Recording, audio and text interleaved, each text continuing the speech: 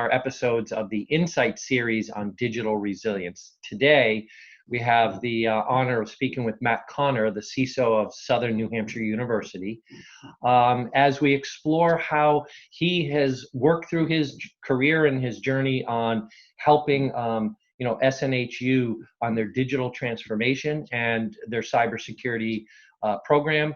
So, Matt, if you could, why don't you give us a little background on who you are, what you do, and we'll go from there.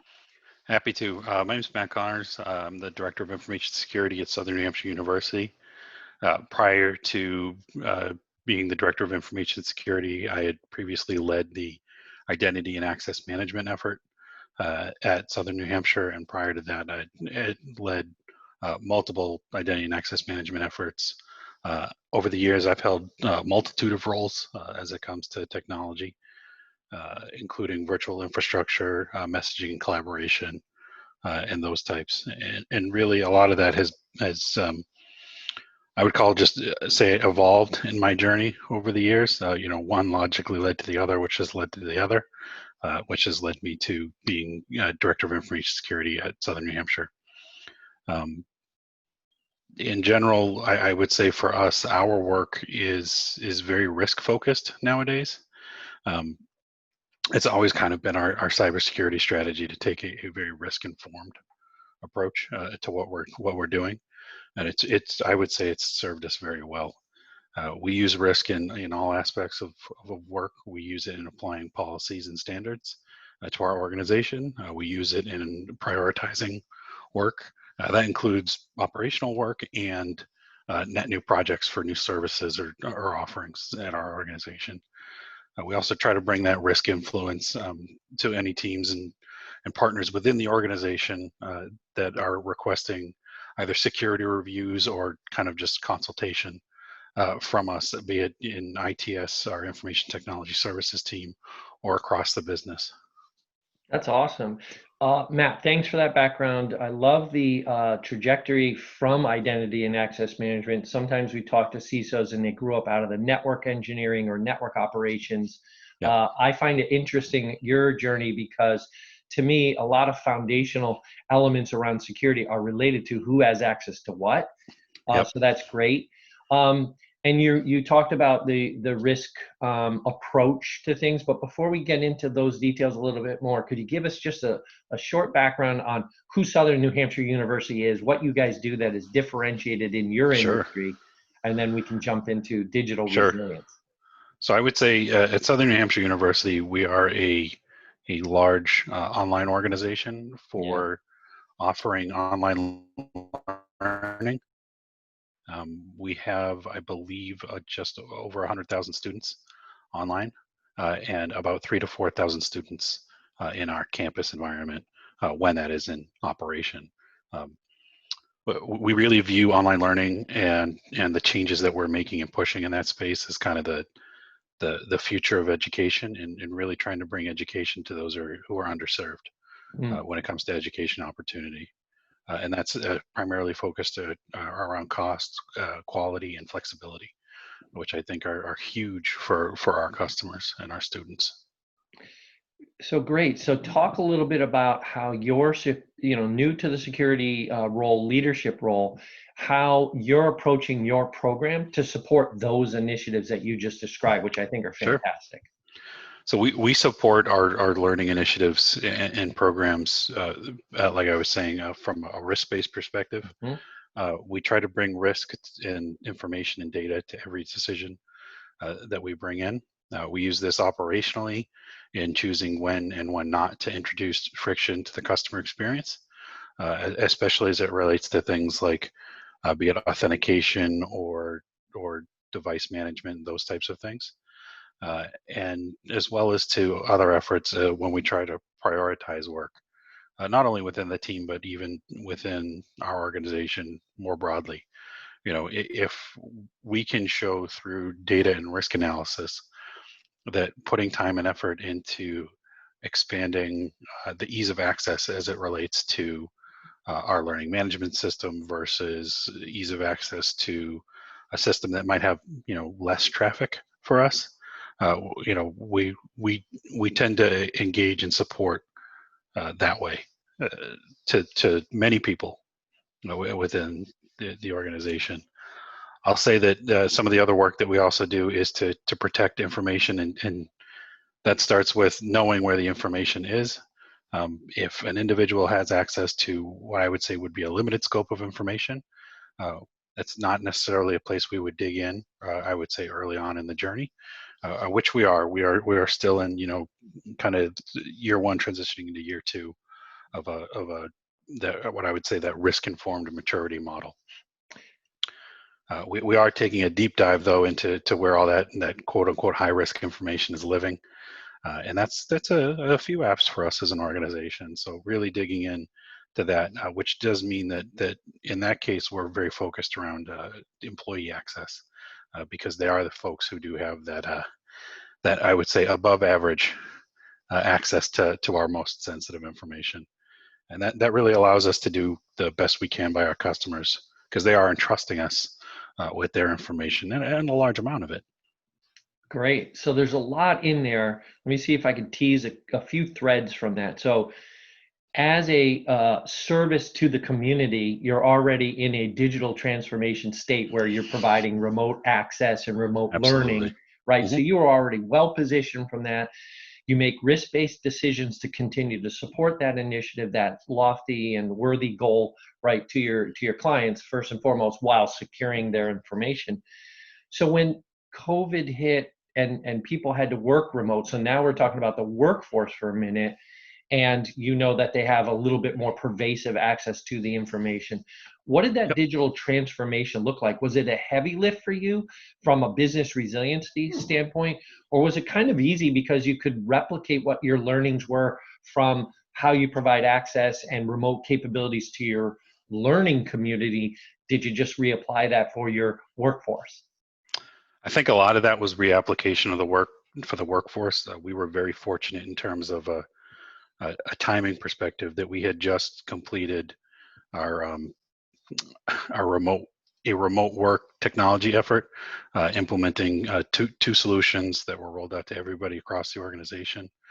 We also benefit from about 2/3 of our employees being 100% remote all the time anyway, Yeah. in our adjunct faculty population. So taking lots of learning for that.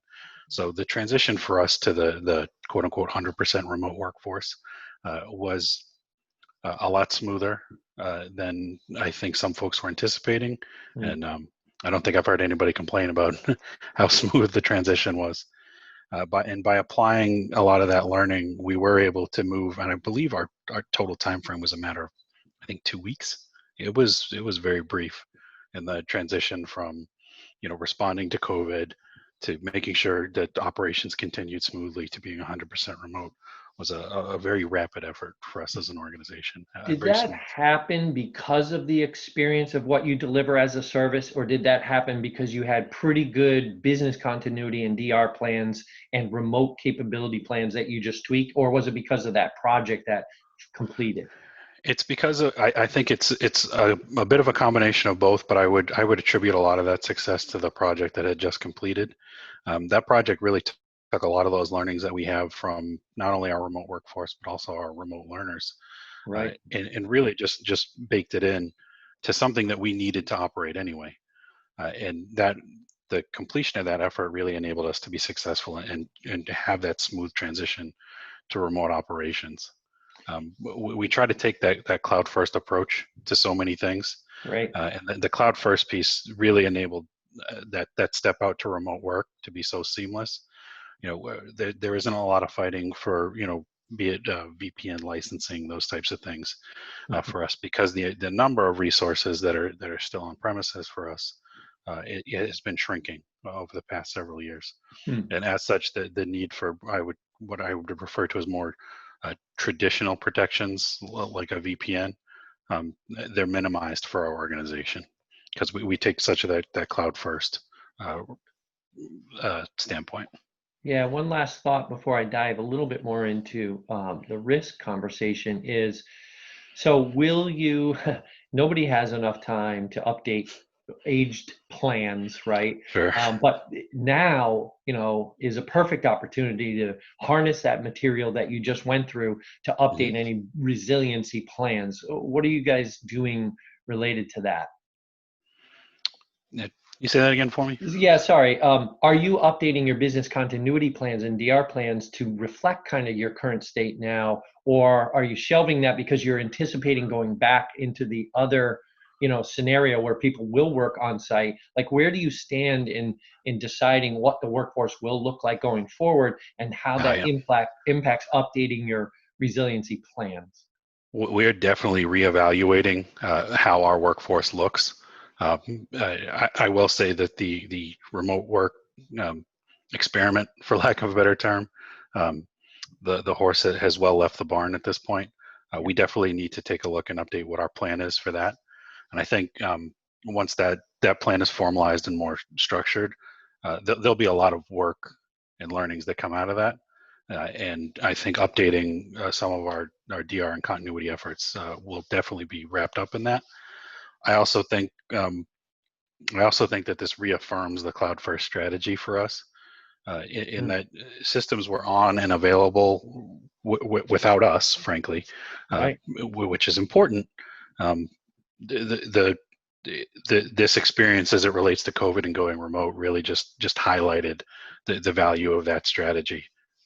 That's great. So now let's dive into the risk. So because you come from the mindset of, access and identities and authorization and, two-factor authentication or what have you around who has access to certain data or certain systems, talk a little bit more detail about the risk management approach.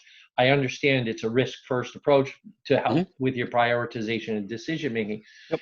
and you talked about data classification and that effort, but how does that really emanate upstream to the leadership in helping them inform those decisions about risk? Yep. So our risk model is, I would say, I don't want to call it different from everybody else's, but I would say our risk model also tends to lean a little more heavily on business impact and impact to our customers. Anything that can negatively impact the customer experience and negatively impact business, we treat that as a risk, just like we would, you know, a CVE score or a disclosed vulnerability. Those things are very important for us, because especially as it relates to online learning, the barrier for entry and exit in our environment is a lot lower than it is in the traditional quote unquote higher education experience. You don't need to move. You don't need to move into a dorm and go through that full traditional experience Hmm. to attend online learning. Um, so we try to be mindful of those types of impacts. We use those into the model as we build the risk score, and we share that analysis up. But we've standardized the model enough that it's almost like an education with our leadership as it relates to it. Now that they understand the model, so that when they see those two risk scores, they get the impact and likelihood. They know that what that means. They know then they've seen the thought and effort that goes into it, uh, and we're really starting to hit our stride with it, where they're getting to the point where instead of having what I would say would traditionally be a 30 to 40-minute briefing about the risk and the analysis and effort, it becomes more of a 5 to 10 minute Q&A, because they're really starting to trust what's in that risk model, So which then they trust the allows. data. They Yep. trust the data. So now they're focused on risk decision making versus Yep. questioning the data. Absolutely. That's great. And we really did make an effort to be open and honest and upfront with everything. If we are not strong in something, we don't shy away from the fact that we're not strong at it. It's just being open and honest with each other about saying, hey, this is a spot that we are not as good as we can be. We think that this is an opportunity for improvement. This is the pros, cons, impact, and cost to making that next step. What did you have to do to develop the tooling or develop the insights and visibility for that information that feeds into your risk methodology and model Yep. to present that information? Talk a little bit about that. Sure. So we started out by building the quote unquote rules of the road, the framework. And since our team, we choose to align to the NIST standards. Hmm. So that started with our written information security policy. So the team really, under my predecessor's guidance, really focused on building these foundational elements. So the written information security policy, then taking a look at the gap analysis around the policies and standards, the governing efforts, if you will, around our highest risk practices.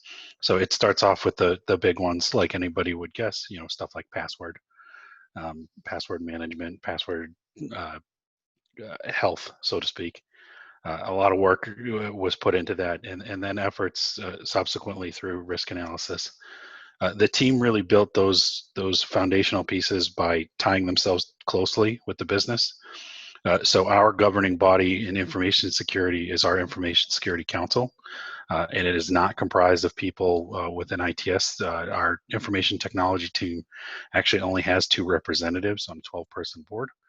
Everybody else is from various aspects of our business, be it our registrar's office, our legal counsel, our public safety team, uh, the academic advising team, which is really the highest touch point with our students, and so they have a voice through them and through their advisors on this information security council, and they steer the ship, as it so to speak. We take these risk analysis and these assessments and we surface it to this team, uh, because there are times when, despite our best efforts, we can't get risk to zero. And I think in some cases it would be foolish for us to try, and really wouldn't be worth the effort. And we just make sure that as those folks are educated, they then take it to their leadership. Uh, so it really does, it flows from the bottom up and the top down. It's a very collaborative group, and we think it's a model for success. Um, First question, and then I'll ask a follow-up question. So when you're talking about risk to the business, I heard things like impact to the experience, which I think is great. Obviously there's impact to the financials or operational. Talk a little bit Yep. about, I'll say, the categories of risk, items like reputational, customer Yep. experience. What are those things? Could you describe those a little bit? Sure. So we have all the traditional ones. We have the technical risks and all that. But we also have business reputation is one of them. Uh, Impact to compliance, because the FERPA, which is one Yeah. of the guiding compliance guidelines for us as an educational Yeah. organization, as well as our compliance with Title IV, so financial aid, which is very important for our customers. Absolutely. And then the business experience, so the customer experience for us. And then is what we're proposing aligned with our overall strategy? And I don't mean our security strategy or our Mm-mm. technology strategy. I mean our Business. business strategy. Are we doing the right thing for our learners? Are we challenging the status quo? Those types of things. We want to make sure that we are aligned with the organization in every way possible, because otherwise we're security, and I think technology in general can just be viewed as a barrier. And when you are at your foundation in some level a technology company, in delivering online learning, that's not necessarily a recipe for success at that point. So we want to really build that partnership. I'm excited to hear about your journey and the success at SNHU as it relates to this. So my follow-up question after that one was, you call it an information security council, yet I feel information security kind of drove the creation of an ERM, really. Unless you have Absolutely. other enterprise risk management councils or activities going, sounds So like this is the risk committee for the you, organization, which you've is you've fantastic. actually hit on something that is coming soon to that team, which is to formally introduce risk acceptance and promotion of risk thinking, which is actually going to flow through that group. And because of the work that's been done around that being so successful, in terms of awareness and having the folks at the right level of the organization, um, we are actually planning to add that to the charter of that organization. It's actually as soon as next month. Great work, great work. So to close things up, Matt, first of all, thank you again. Appreciate, the journey that you were on. It's very interesting because, when I started my security journey, I always thought there were two foundational things that without these, nothing else mattered in the world of security. If you don't know who has access to what Hmm. are we doing? And Yeah. and if you don't know what your inventory of things that you need to manage, how do you know what your actual risk is? So those two things, if you're not good at that, we could talk about a lot of other fancy security stuff, but Yep. those things being the kind of the two foundational pillars in my mind. And then Yep. traveling upstream into your leadership role to tie that to data and risk. A fantastic job. Great job. Appreciate that. This is a digital resilience series. And it sounds to me that you guys have already been cloud first, digital resilient anyway. You were able to absorb kind of the COVID situation very seamlessly in a 2-week period. um, VPN and access like that wasn't an issue for you guys. So you stood up your remote workforce seamlessly, to a degree, and you're ready to either live in a digitally resilient world in that state, or if you come back and work in the office. So keep staying agile like that. It sounds fantastic, and you've got the right team ahead of you from a risk decision making perspective. So for our listeners, what 3 to 5 things would you kind of bullet for them to say, here's how we've seen that success work for us, and here's what I would Hmm. recommend for you? What would Sure. those things be? So first and foremost, I think it's really important to build a very clear and consumable message of what your strategy is and how your strategy aligns to the strategy of the overall organization. A second is to really get out there and listen to your business stakeholders and listen to your students or your customers, and really get that feedback about what those pain points are, and tie those pain points to how they're going to be solved by the work that you're planning. And then the third piece is get buy-in. Continue to leverage buy-in. And I think if you're successful with those first 2 points, I think buy-in is almost a natural product of those. The more that you share your strategy, and the more that strategy is aligned and solves problems for people across your organization, uh, to me, I think that almost builds up a queue once folks start hearing about it of, hey, what can I do to support you and how can I help you be successful? Because if they're helping you be successful and you're helping them be successful, you really achieve that win-win partnership as it comes to being resilient, being risk informed, and then really just delivering at the end of the day a better experience and product for your customer. Terrific advice, great insights. Appreciate the dialogue. Thanks for taking time with me this morning, Matt. Matt Connors from Southern New Hampshire University, the CISO over there. I'm John Mumford, Chief Risk Officer at Fellsway Group. Thanks for listening in. And thanks so much, John. Appreciate it. You bet.